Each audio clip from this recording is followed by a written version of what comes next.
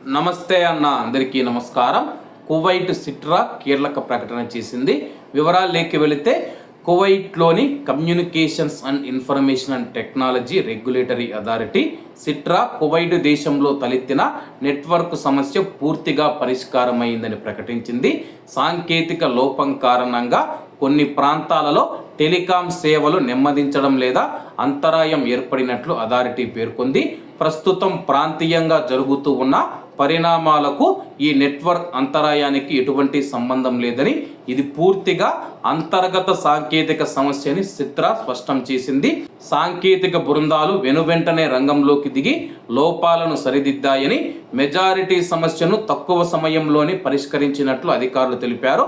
ప్రస్తుతం అన్ని టెలికాం సేవలు సాధారణ స్థితికి చేరుకున్నాయి.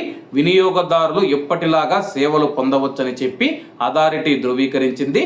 భవిష్యత్తులో ఇటువంటి సమస్యలు తలెత్తకుండా ఉండేందుకు సాంకేతిక పర్యవేక్షణను కొనసాగిస్తూ ఉన్నట్లు అధికారులు వెల్లడించారు. ప్రస్తుతం కువైట్లో నిన్న మనం చూసుకుంటే నెట్వర్క్ అయితే టెలికాం సేవలకైతే అంతరాయం ఏర్పడిందనమాట.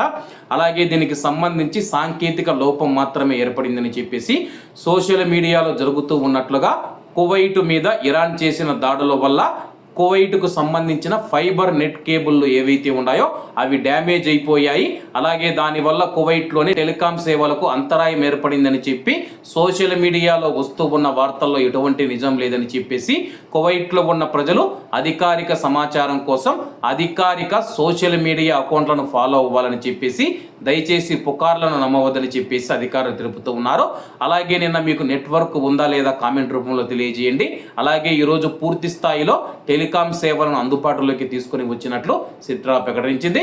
కాబట్టి అందరూ బాగుండాలి, ఎందులో మనం ఉండాలి. అందరికీ నమస్తే అన్న, జై హింద్.